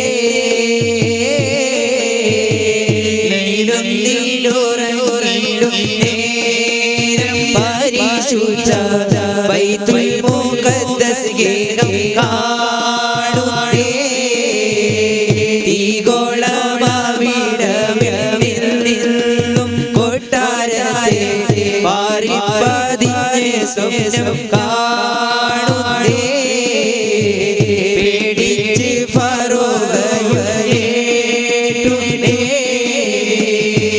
അങ്ങനെ ഫറോവ തന്റെ കൊട്ടാരത്തിൽ നിദ്രയിലാണ്ടപ്പോൾ ഉറങ്ങുകയാണ് എല്ലാ രാത്രികളും. അങ്ങനെ ഒരു ദിവസം രാത്രി ഫറോവ കിടന്നുറങ്ങുമ്പോൾ ഒരു സ്വപ്നം കാണുകയാണ്, ഒരു കിനാബ് കാണുകയാണ്. എന്താണ് കിനാബ് എന്നറിയുമോ? ഫിർഔൻ കാണുന്ന കിനാബ് ബൈത്തുൽ മുഖദ്ദസിന്റെ ഭാഗത്തിൽ നിന്ന് ഒരു തീജ്വാല വരുന്നു. എന്നിട്ട് ആ തീജ്വാല ഫിർഔന്റെ കൊത്തളങ്ങളെ മുഴുവനും കരിച്ചു കളയുന്നു, ഭസ്മമാക്കി കളയുന്നു.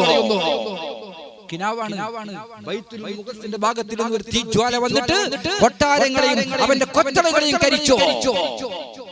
ഇത് കണ്ട് ഞെട്ടി ഉണർന്ന ഫിർഔൻ അടുത്ത് കിടക്കുന്ന ആൾക്കാരോട് ഇമ്രാനെ വിളിച്ചു,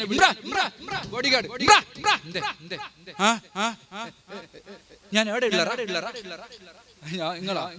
നിങ്ങളെ കൊട്ടാരത്തിൽ നിങ്ങളെ ബെഡ്റൂം അല്ല എന്തുമില്ല. കാരണം പറഞ്ഞില്ല, പറയൽ കുറവല്ലേ. ഒരു സംഗതി പറയണമെങ്കിൽ ആള് ആരോടും പറഞ്ഞില്ല. സംഗതി പക്ഷെ ഭയങ്കര പേടി. അതങ്ങോട്ട് കഴിഞ്ഞു. ആരോടും പറയാതെ ഓനേക്കാൾ വലിയ ആള് ലോകത്ത് വേറെ ഇല്ലല്ലോ, ഉണ്ടെങ്കിലല്ലേ പറയാൻ പറ്റുള്ളൂ. അങ്ങനെ ആരോടും പറഞ്ഞില്ല. അങ്ങനെ ദിവസങ്ങൾ പലതും കഴിഞ്ഞു. വീണ്ടും ഒരു സ്വപ്നം അധികാരിയായ ഫറോവ ഇതാ കാണുകയാണ്. ഭീമസർപ്പം ബനു ഇസ്രായേൽ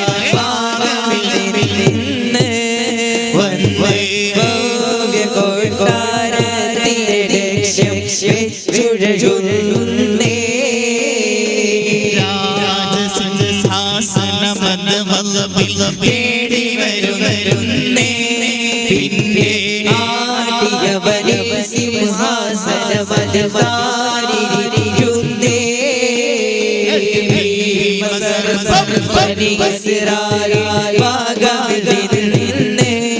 വന്ന് കൊട്ടാരിനെ ലക്ഷ്യം വെച്ചുഴയുന്നേ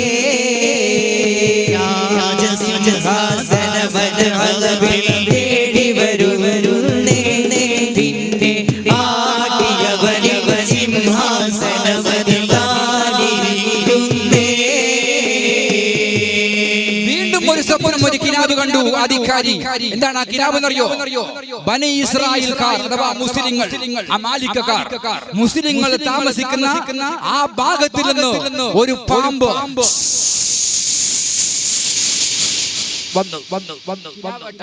വന്നിട്ട് കൊട്ടാരത്തിൽ അങ്ങോട്ട് കയറി. കൊട്ടാരത്തിൽ സിംഹാസനത്തിൽ ഇരിക്കുന്ന ഫിറൗനെ ആട്ടി ഓടിച്ചു. പാമ്പ് സിംഹാസനത്തിൽ ഇരുന്നിട്ട് രണ്ട് തുയിക്കല്. ഇത് കണ്ട ഫിറൗൻ ഞെട്ടി ഉണർന്നു.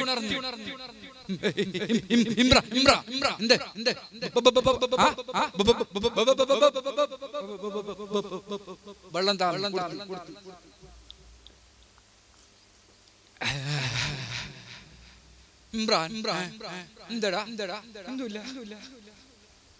അല്ല നീ ഒന്ന് ആഭ്യന്തരമന്ത്രി ആമാനെ വിളിക്ക. അങ്ങനെ ആഭ്യന്തരമന്ത്രി മന്ത്രിയോട് പറഞ്ഞു, ആരും അറിയാരും ഞാൻ നീ മാത്രം ഞാന് മിനിയാന്ന് ഒരു കിനാബ് അത് ബൈത്തുൽ മുഖദ്ദസിന്റെ ഭാഗത്തിൽ നിന്ന് ഒരു തീജ്വാല വന്ന് നമ്മളെ കൊട്ടാരങ്ങൾ എന്നെ ആകെ കരിച്ചു കളഞ്ഞു.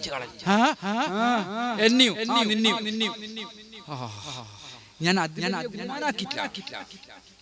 ഇന്നലെ രാത്രി വീണ്ടും ഒരു സ്വപ്നം ഞാൻ കണ്ടു. എന്ത് പ്രഭു? അത് ബനി ഇസ്രായേൽക്കാരുടെ ഭാഗത്തിൽ നിന്ന് ഒരു പാമ്പ്, ഈ പേടിക്കണ്ട, ഒരു പാമ്പ് വന്നിട്ട് കൊട്ടാരത്തിൽ കയറി എന്നെ ആട്ടി ഓടിച്ചു. സിംഹാസനത്തിൽ ഇരുന്ന് ഈ രണ്ട് കിനാബ് ഞാൻ കണ്ടു. അതിനുശേഷം എനിക്ക് ഭയങ്കര പേടിയാണ്. എന്താക്കണം നീ ആരോട് പറയണ്ട. അപ്പൊ ആമാൻ പറഞ്ഞു, പ്രഭു അത് പേടിക്കണ്ട വിഷയമല്ല. നമ്മുടെ രാജ്യത്ത് നമ്മുടെ ശമ്പളം പറ്റുന്ന ഒരുപാട് ജ്യോത്സ്യന്മാർ, കിനാബിന്റെ തഅ്ബീർ പറയുന്ന ആൾക്കാരുണ്ട്. അതുകൊണ്ട് അവരെല്ലാം ഒന്ന് വിളിച്ചിട്ട് നമുക്ക് ആ കിനാബിന്റെ തഅ്ബീറോട് കേൾക്കാം. വലിയ പഠിത്തം പറഞ്ഞു. ഓക്കെ എങ്കിലോടെ വിളിപ്പിക്കും. അങ്ങനെ പണ്ഡിതന്മാരെ ജ്യോത്സ്യന്മാരെ വിളിപ്പിച്ചു. അതിൽ കിതാബ് നോക്കുന്ന ആൾക്കാരുണ്ട്, മഷീടുന്ന ആൾക്കാരുണ്ട്, ബെത്തർ നോക്കുന്ന ആൾക്കാരുണ്ട്, കബഡിക്കായി നിരത്തുന്ന ആൾക്കാരുണ്ട്.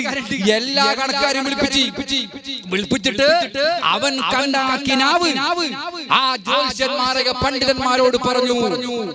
അവർ ബെത്തർ നോക്കി, കിതാബ് നോക്കി, മസീദ് കബഡിക്കായി നിരത്തി എല്ലാം നോക്കിയിട്ട് പറഞ്ഞു, പ്രഭു നിങ്ങോ പ്രഷറിന്റെ ഗുളിക കുടിച്ചില്ല, ഷുഗർ എങ്ങനെയുണ്ട്? നോർമൽ. ആർട്ടിന്റെ പ്രശ്നമില്ല. എങ്കിലും കേട്ടോ, നിങ്ങൾ 2 കിനാവ് കണ്ടിട്ടില്ലേ? ജണ്ട് കണ്ടിട്ടില്ലേ? ആ കിനാവ്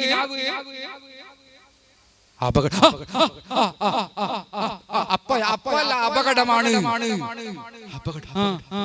എന്താണ് ഇതിന്റെ വ്യാഖ്യാനം? എന്താണ് വ്യാഖ്യാനം? ജ്യോത്സ്യന്മാർ ഒരു വലിയ ഉസ്താദ് പറഞ്ഞു. എല്ലാവരും തീരുമാനം. എന്ത്? ബനി ഇസ്രായേൽ ഒരു ആൺകുട്ടി ജനിക്കും. ആ ആൺകുട്ടി ജനിച്ചാൽ, ആ ആൺകുട്ടി വളർന്നു കഴിഞ്ഞാൽ നിങ്ങളെ കൊട്ടാരങ്ങളും നിങ്ങളെ അധികാരങ്ങളൊക്കെ ആ കുട്ടി പിടിച്ചടക്കും എന്ന് മാത്രമല്ല, നിങ്ങളെ ഹലാക്ക് ആ കുട്ടിയെ കൊണ്ട് സംഭവിക്കുമോ? ഇല്ല, ജനിക്കും. എന്റെ കൊട്ടാള അധികാരങ്ങളൊക്കെ പിടിച്ചടക്കും അല്ലേ? ഞാൻ കലാസാവും അല്ലേ? നിങ്ങൾ പോയി ചായ കുടിച്ചു. അങ്ങനെ ജ്യോത്സ്യന്മാരെ പറഞ്ഞു. എന്നിട്ട് മന്ത്രി ആമാനുമായിട്ട് ചേർത്ത് എന്താക്കുന്ന ആമാൻ ചെല്ലി, പ്രഭു അതിന് പേടിക്കേണ്ടിയില്ല. അതിന് നിങ്ങൾ ഒരു ഓർഡർ പുറപ്പെടുത്താൻ മതി. എന്ത് ഓർഡർ? ഇപ്പൊ പ്രശ്നം ബനി ഇസ്രായേൽക്കാരായ പെണ്ണുങ്ങൾ ആൺകുട്ടി പ്രസവിക്കും അല്ലേ? അങ്ങനെ പ്രസവിച്ചെങ്കിലേ പ്രശ്നമുള്ളൂ. എങ്കിലും നിങ്ങൾ ഒരു കാര്യം പറയും. എന്ത്? അത് ബ്ലോക്ക്. എന്ത് ബ്ലോക്ക്? ഗർഭം ധരിക്കുന്നതിന് ബ്ലോക്ക് ആക്കണം. രാജാവായ നിങ്ങൾ ഒരു ഓർഡർ പുറപ്പെടുവിക്കണം. എന്ത് ഓർഡർ?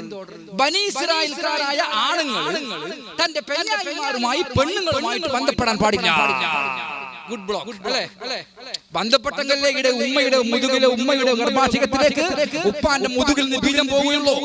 ബീജം പോയെങ്കിലേ ഗർഭിണിയാവുകയുള്ളൂ. അതുകൊണ്ട് 3 ദിവസക്കാലം ജാഗ്രതയാക്കണം. അങ്ങനെ ജാഗ്രതയാക്കണമെന്ന ഓർഡർ രാജാവ് പ്രഖ്യാപിച്ചു. രാജാവ് പ്രഖ്യാപിച്ച അലോസ്മെന്റ് വണ്ടി ഓടി. അപ്പൊ നിങ്ങൾ ചോദിക്കും, അപ്പ അലോസ്മെന്റ് വണ്ടി ഉണ്ട്? ആ കാലത്തെ വണ്ടി അപ്പുണ്ട്. അങ്ങനെ ഓടി വണ്ടി. എന്താ ഓടി? രാജാവിന്റെ കൽപ്പനയാണ് ബനി ഇസ്രായേൽ അറിയുവാൻ.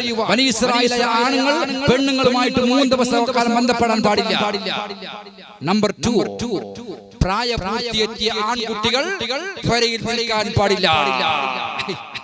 ഈ ഓർഡർ ഇതാ വരുന്നു ബനി ഇസ്രായേലിന്റെ മുമ്പിലേക്ക്.